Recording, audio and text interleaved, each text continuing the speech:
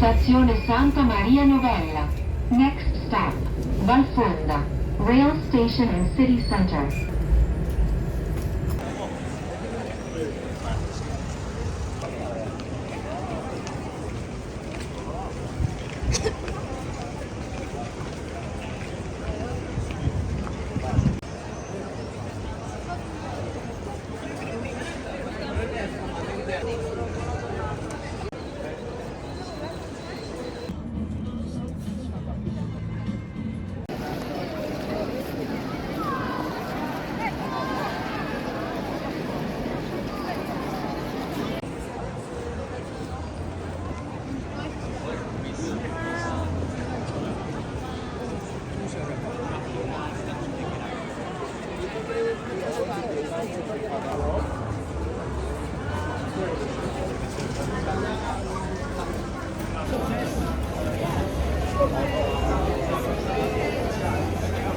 Hi, chào.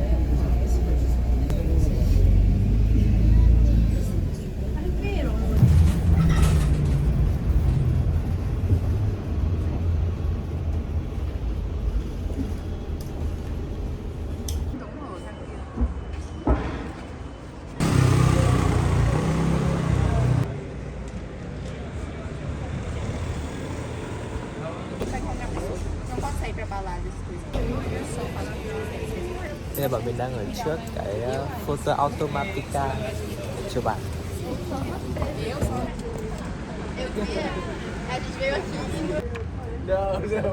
Mình sẽ sửa này. Sẽ là thằng em.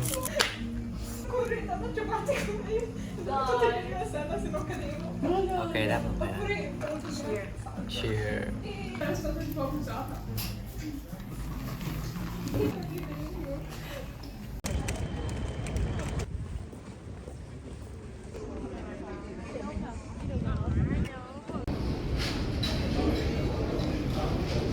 Alle ore 10:30 al padiglione Spadolini, piano terra, organizzato da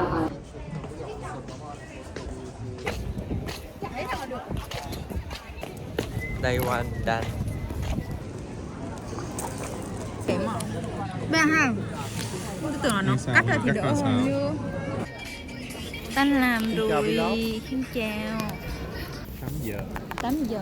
8 giờ. 8 giờ. 8 giờ. 8 giờ. 8 giờ. 8 giờ. Không 8 giờ rồi. Đây là Kiên nè. Nó tiếng miền Nam ấy. Hay là cái nhà nha. Đây là cái nhà yêu của Kiên. Quay rồi Khinh. Ai? Lại đi.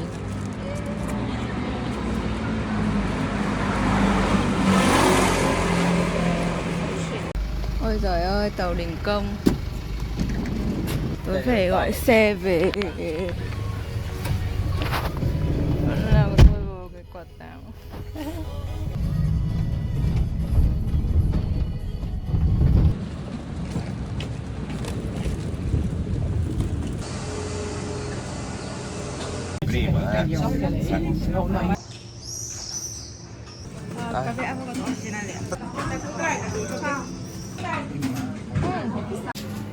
La vedrei quando ci avrà un figlio anche lei. Ci sono i colleghi.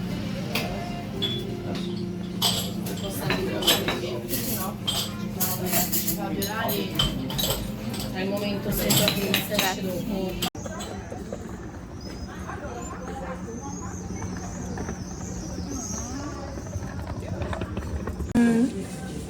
Dạ happy.